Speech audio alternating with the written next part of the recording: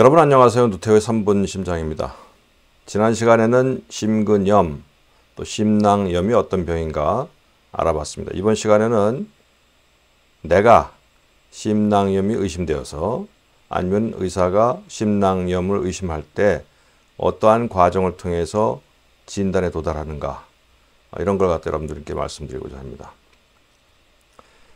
말씀드렸다시피 심낭염, 특히 백신 후에 발생하는 심낭염은 30대 미만에서 주로 남성에서 많이 발생한다고 말씀을 드렸죠. 근데 이건 꼭 그런 건 아닙니다. 다른 연령, 다른 성별에서도 얼마든지 생길 수 있기 때문에 이것만 가지고서는 제한을 하긴 어렵고요. 백신을 맞고 나서 어느 정도 시간이 흐른 후에 심장 증상을 가지고 병원에 오게 되는 경우, 심장 증상이라는 거는 우선 가슴이 아프거나 숨이 차거나 가슴이 답답하거나 또 몸이 붓거나 가슴이 두근대거나 어지럽거나 이런 약간 보편 심장에 이상이 있을 때 나타나는 보편적인 증상들이 다 나타날 수 있어요. 심근염인 경우에 혹은 심낭염이 있어도 비슷합니다. 이런 경우에 의사는 우선 진찰을 하게 되죠. 진찰하면서 혈압은 괜찮은지, 맥박은 괜찮은지, 또 맥박 규칙적인지, 맥박이 수가 너무 빠른 건 아닌지, 너무 늦은 건 아닌지 이런 걸 우선 기본적으로 보고 열이 나지는 않는지 보게 되죠. 그 다음에 가슴을 진찰합니다. 가슴을 진찰할 때는 우선 심장 진찰해서 심장 박동이 규칙적인지, 너무 빠르거나 혹은 불규칙하지는 않은지, 또 호흡음은 깨끗한지, 또 심장하고 심낭에 염증이 생기게 되면은 둘이 마찰하면서 나타나는 특이한 소리가 있어요. 의학 용어는 이제 마찰은 프릭션 랍이라고 그러는 그런 소리가 들리기 때문에 그런 것도 이제 자세히 듣게 되고, 또 흉통 아니면 이런 들리는 소리가 어떤 포지션에 잘 나타나는지, 누웠을 때 더 심한지 아니면 앞으로 이렇게 좀 기댔을 때 몸을 앞으로 숙였을 때 더한지 이런 것들을 아주 자세하게 진찰하면서 문진을 하게 됩니다. 또 다리 쪽이 많이 부어있지는 않은지, 또 속이 불편하지 않은지.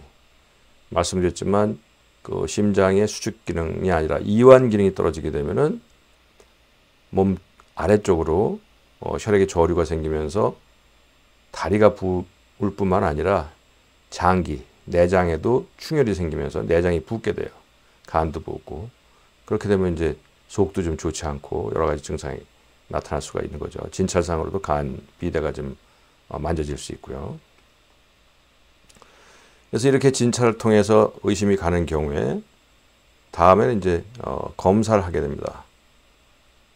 사실은 이제 이걸 최종적으로 가장 정확하게 할 수 있는 검사는 조직 검사예요. 심장도 조직 검사를 하는 수가 있습니다. 물론 이런 경우 하지는 않아요. 심장 안으로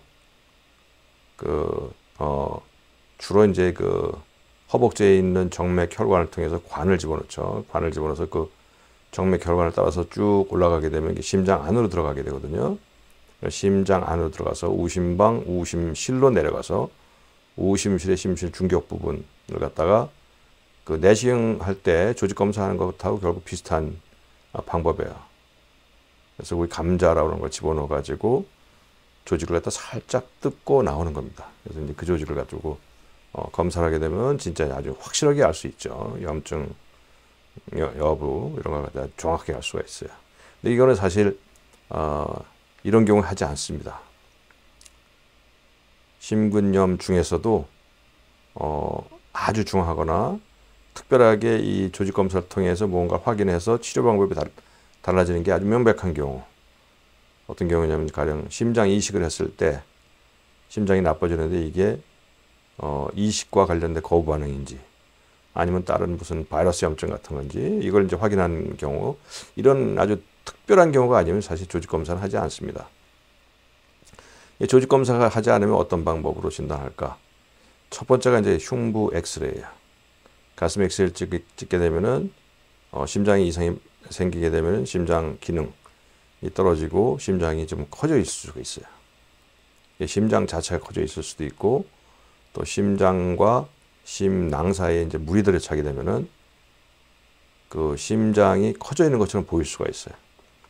심장 근육이 커져 있는 경우하고 심낭에 물이 차 있는 경우가 방사선상으로 약간 차이는 있지만 얼핏 봐서는 비슷하게 심장이 커져 있는 그런 모습을 볼 수 있습니다. 심장 엑스레이라고 하는 것은 흉부 엑스레이죠. 흉부 엑스레이는 심장 자체를 보는 게 아니고 심장의 그림자를 보는 겁니다. 그래서 그 안에 어떤 일이 생겨서 저렇게 음영이 커져 있는지를 알 수는 없어요. 흉부 엑스레이가 있고 두 번째 할 수 있는 게 이제 심전도예요.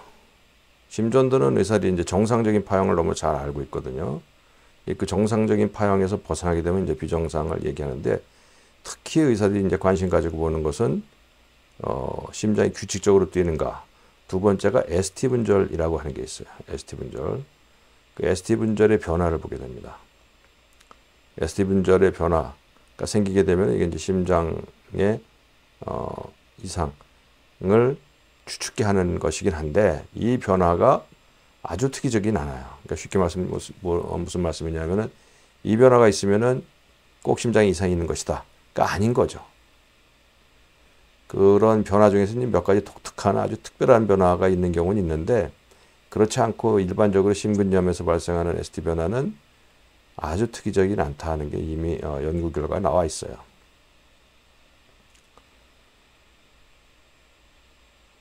다음에 이제 그 심장과 심낭 사이에 이제 액체가 들어차는 심낭염이 생겨서 심낭염이 이제 많이 작을 때는 이제 심낭염에 따르는 변화가 있어요. 그것도 ST 변화인데 ST 변화가 위로 올라가는 컨케이브죠. 컨케이브 이제 형태를 갖다가 전문가가 아니면 사실 이해할 수는 없는데 ST가 이렇게 올라가면서 컨케이브하게 올라가는 변화가 특정 유도가 아니라 많은 유도, 여러 유도에서 공통적으로 나타나게 되면은 그게 이제 심낭염으로 의심케 하는 그 소견이고요. 또 한 가지는 이제 심낭에 물이 아주 많이 들어차게 되면은 심장에서 발생하는 전기가 체표면까지 나갈 때 손실이 많아져요. 그래서 심전도상의 그 볼테이지가 아주 낮은 볼테이지를 보이는 그러한 특징도 볼 수 있어요. 그 다음에 이제 부정맥입니다. 심장 근육이 손상이 가게 되면은 염증에 의해서 손상이 가게 되면 전기적 성질이 변화가 와요. 그래서 평상시에는 괜찮던 심장세포가 심장 근육세포가 비정상적으로 전기를 막 만들어내요. 또 빈맥을 만들기도 하고 그래서 심실조기수축, 심방조기수축 또 심낭염이 생기게 되면 심방세동이 생길 수도 있고요. 뭐 조동도 생길 수 있고 뭐 그런 건 그래도 좀 괜찮았는데 이게 이제 밑에 부분에 내려가서 심실조기수축이 연달아서 나오는 심실빈맥 이런 게 나타나면 이제 이건 좀 위험한 거죠. 그래서 극히 드물지만 사망하는 예들에서는 이런 것들이 이제 영향을 미칠 수 있습니다. 그런데 이제 이 증상이 항상 나타나지 않아요. 보게 되면은 대개 자기는 주로 특정한 시간에 나타났다. 잠자다가 그것 때문에 자꾸 깨는 수가 많았다. 그럼 지금은 괜찮냐면 지금은 또 괜찮다. 이런 경우 많거든요. 그래서 이런 경우에는 사실은 심전도로는 정확한 진단이 되지 않아요. 심전도로 진단할 수 있는 시간은 불과 10초에 불과해요. 그래서 만 하루 중에 다른 시간에는 아무리 이상이 있어도 내가 병원에 와서 찍는 심전도를 찍는 10초 그때 이상이 나타나지 않으면 이건 뭐 당연히 아무런 이상이 없는 게 돼버린단 말이에요. 그래서 이런 경우에는 24시간 심전도 아니면 이제 48시간 심전도 아니면 뭐 72시간 심전도를 하기도 해요. 그렇게 하고요. 그 다음에 이제 조금 더 특이적인 게 어떤 게 있냐면은 심근효소라고 하는 게 있어요. 심근효소, 심근단백질이라고 합니다. 이건 뭐냐면은 심장 근육세포 안에 들어가 있는 단백질하고 효소가 있어요. 이게 이제 심전도에도 나타나지 않고 심근의 손상이 아주 적거나 이런 경우에는 심전도에 나타나지 않을 수 있거든요. 근데 그런 경우에도 아주 작더라도 심근에 손상이 가게 되면 심근 내에 있던 단백질하고 효소가 심근 밖으로 새 나올 수 있어요. 새 나오게 되면 이게 혈액에서 감지가 가능하거든요. 이게 이제 뭐냐면은 트로포닌 중에서 트로포닌 I라고 하는 것들, 그다음에 CPK, CK라고 부르는 것들 이런 것들이 이제 상당히 심근의 손상을 특이적으로 알려주고 있어요. 그래서 의심 가는 경우 이런 검사는 거의 대부분 꼭 하게 됩니다. 근데 이제 트로포닌이라는 것도 그렇고 CPK, CK라고 하는 것도 심장 근육에 특이적이진 않아요. 그러니까 다른 근육세포, 뭐 뇌세포 이런 데에도 같이 들어가 있거든요. 그래서 다른 근육의 손상이 와도 좀 올라갈 수가 있어요. 그래서 이 경우가 가장 특이적인 건 트로포닌 I라고 하는 심근 단백질이죠. 이거는 아주 특이적이에요.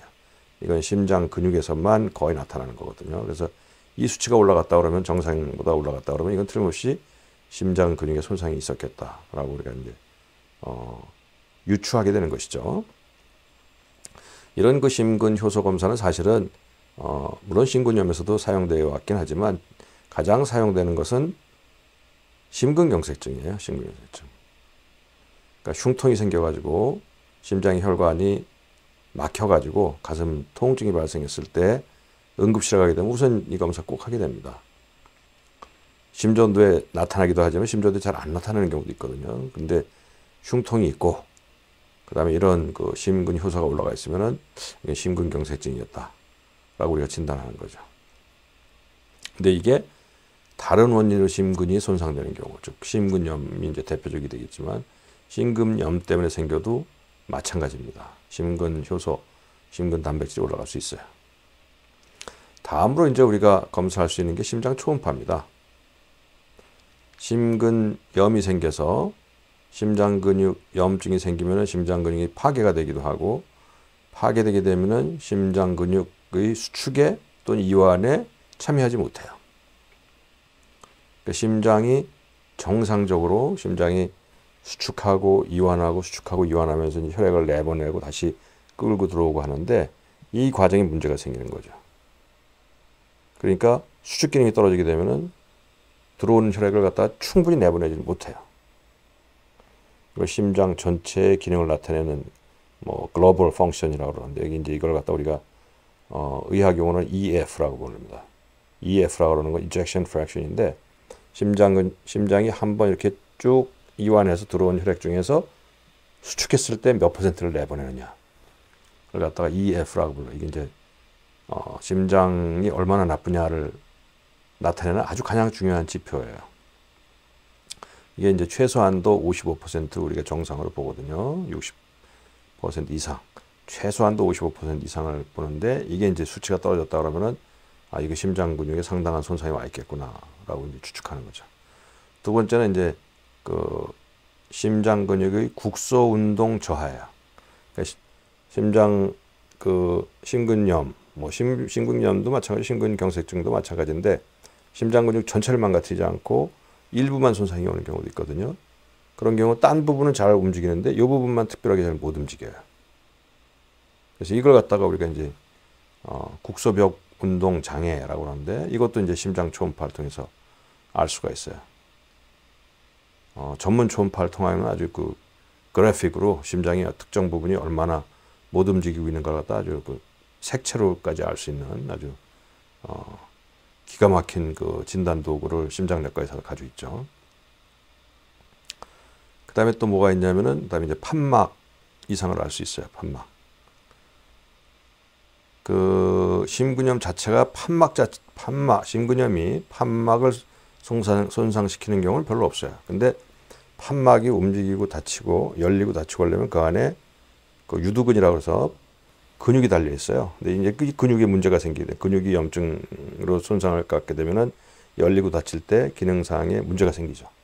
그래서 잘 열리지 않거나 아니면 열렸다가 닫힐 때 좀 잘못 닫히거나 덜 닫히거나 해서 혈액이 새가는 그러한 현상이 생길 수도 있고, 또 수축 기능은 좋은데 이완 기능이 잘 안 되는 경우도 있고, 이걸 또 알 수가 있고요. 그 다음에 심장 근육이 손상이 와서 늘어났는가, 그래서 심장이 힘이 없어져 가지고 크게 불어나지는 않았는지, 심장 근육의 두께는 괜찮은지, 이런 것들도 보게 되고, 이런 여러 가지를 갖다 초음파를 통해서 확인이 가능합니다. 그 다음에 이제 심낭염도 진단할 수가 있는데, 심낭염 진단은 의외로 쉬워요. 심낭염은 초음파를 통해서 아주 쉽게 볼 수가 있어요. 심장의 외벽하고 심낭이 거의 이렇게 이제 붙어 있는데 이 안에 이제 염증 생기게 되면 이게 물이 생기거든. 물이 생기면서 이렇게 물로 차면서 두 개가 떨어지게 돼요. 이건 초음파를 통해서 아주 쉽게 확인이 가능합니다. 실제로 이제 제가 이제 심장 클리닉을 운영을 하고 있으니까 요즘에 젊은이들이 이제 심장 코로나 백신을 젊은이들이 이제 요새 많이 맞기 시작을 했잖아요. 그러니까 그거 후에 가슴 통증이 생겨서 또 아니면 다른 두근거리거나 이런 이상 때문에 오시는 환자들이 굉장히 많이 늘어났어요. 그래서 실제 이런 과정을 통해서 이제 진단을 해봤는데 두 번이 있었어요. 두 번이 심근염을 강력하게 의심가게 하는 이상 소견이 발견된 분들이 있어가지고 그분들은 이제 이런 경우에 이제 보고하는 체계가 있거든요. 그래서 그 보고를 한 적이 있었고요. 근데 이제 문제는 뭐냐면은 이러한 것은 정황을 가지고 얘기할 수밖에 없어요. 무슨 얘기냐면은 이러한 심전도 이상이라든지 아니면 심장 초음파 이상이 꼭 코로나 백신 아니면 코로나 감염과 그걸로 인해서 꼭 생겼다라고 증명하기 쉽지 않은 거예요. 이게 이제 문제입니다. 딴 원인 때문에, 딴 바이러스 때문에 생길 수도 있거든요. 뭐 코크사키 바이러스라든지 생기는 바이러스 여러 가지가 있어요. 아니면 자신도 모르는 다른 무슨 물질에 영향을 받아서 생길 수도 있거든요. 술도 영향이 있을 수 있어요. 사실 원인을 백신을 맞고 나는 이상이 생겼다라고 하지만 그게 백신 때문에 그러냐를 확인하는 사실이 쉽지 않아요. 다만 이제 다른 이유가 아무것도 없었는데 갑자기 백신 맞고 지금 말씀드린 그런 연령군에서 그 시간대에 이런 소견들이 보인다 하면은 이건 아마 백신 아니면은 뭐 바이러스 때문에 그럴 수 있겠다라고 이제 우리가 강력하게 추측은 하지만 그게 틀림없다라고 얘기하기는 참 쉽지 않은 일입니다. 이러한 한계점을 가지고 있어요.